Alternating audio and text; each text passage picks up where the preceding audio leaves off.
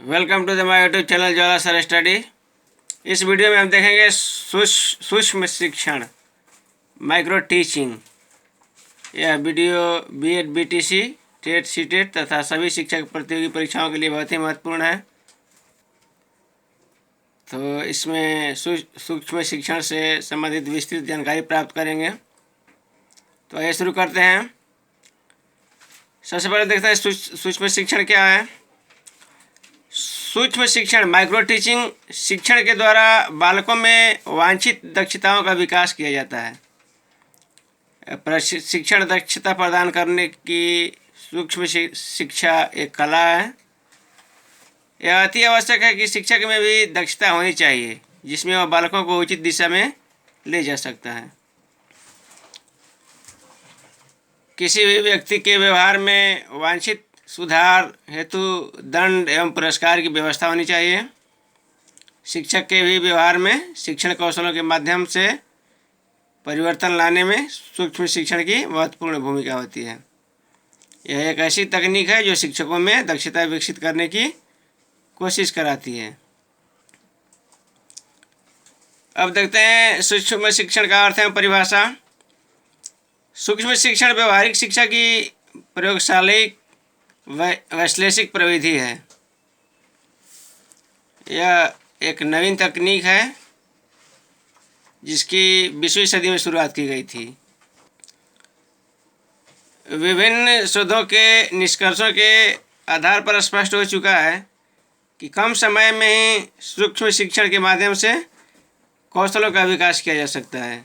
यह एक ऐसी तकनीक है जिसमें छोटे से छोटे व्यवहारों में दक्षता को बढ़ाया जा सकता है।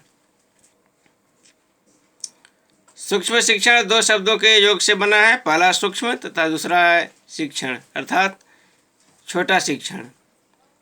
जब शिक्षक कक्षा में शिक्षण कार्य करता है तब वह कई प्रकार के व्यवहार करता है, जैसे श्यामपट्ट पर लिखना, प्रश्न पूछना, छात्रों की शंकाओं को दूर करना, छात्रों के उत्तर के प्रत्युत्तर देना और एक स्थान से दूसरे स्थान पर जाना तथा पूर्व ज्ञान का पता लगाना एवं विभिन्न उदाहरणों के माध्यम से विषय वस्तु को समझाने की कोशिश करना या प्रयास करना इत्यादि।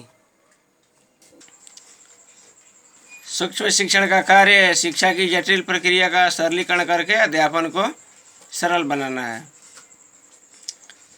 इस प्रणाली में निपुणता पर बल दिया जाता है।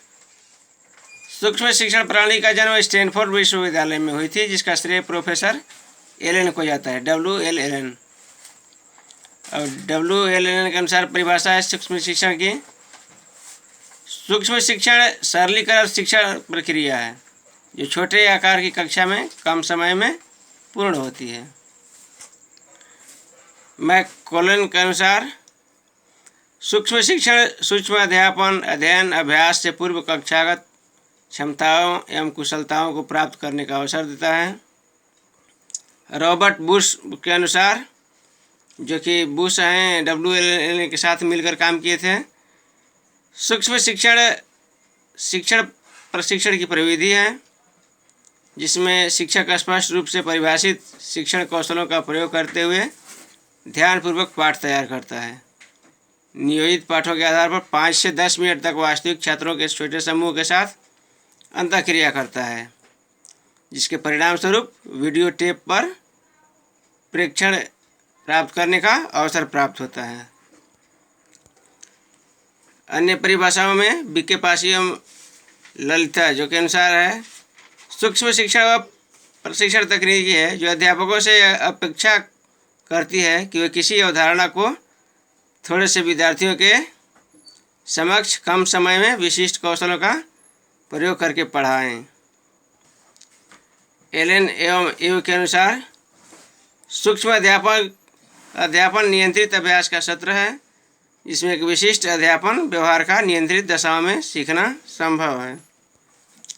अब देखते हैं सूक्ष्म शिक्षण की आवश्यकता। यह सूक्ष्म शिक्षण छात्रों की जटिलताओं को कम करने में सहायता देता है। यह शिक्षण विधि छात्रों को कम समय में अधिक सिखाती है।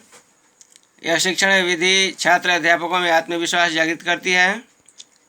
छात्र अध्यापक क्रमशः अपनी योग्यतानुसार शिक्षण कौशलों पर अपना ध्यान रखता है एवं विकसित करता है तथा सीखने का प्रयास करता है। अगला है, यह छात्र अध्यापकों का वस्तुनिष्ठ मूल्यांकन करने में सहायता प्रदान करता है। यह प्रतिपुष्टि फीडबैक संपूर्ण तथा सभी दृष्टिकोणों को अंगीकार कराती है। अगला है, शिक्षक शिक्षा के क्षेत्र में होने वाले नवाचारों से शिक्षा जगत को विज्ञ कराना, जिससे प्रशिक्षणार्थी आत्मविश्वास के साथ कम समय में शिक्षण कौशलों का आयोजन कर सके। अब देखते हैं सूक्ष्म शिक्षण की विशेषताएं। पहली विशेषता है, सूक्ष्म शिक्षण में छात्राध्यापक 5 से 10 छात्रों की कक्षा में अध्यापन करता है। दूसरी, यह छात्र या तो वास्तविक छात्र होते हैं या अन्य अध्यापकों को छात्रों की भूमिका निर्वहन कराई जाती है। सूक्ष्म पाठ की विषय वस्तु बहुत कम अथवा एक ही संप्रत्यय कॉन्सेप्ट पर सीमित रहता है। यह सूक्ष्म पाठ 5 से 10 मिनट का होता है। इस परिविधि के द्वारा छात्र अध्यापक अपना मूल्यांकन स्वयं ही कर लेता है।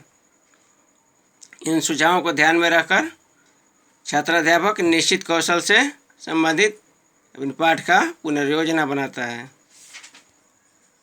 ये देखते हैं सूक्ष्म शिक्षण चक्र, माइक्रो टीचिंग साइकिल, जिसमें शिक्षण है 6 मिनट का, फीडबैक प्रतिपुष्टि है 6 मिनट का, इसके बाद पुनर्योजना पाठ 12 मिनट का, पुनः शिक्षण 6 मिनट का, फीडबैक 6 मिनट का, कुल समयावधि 36 मिनट।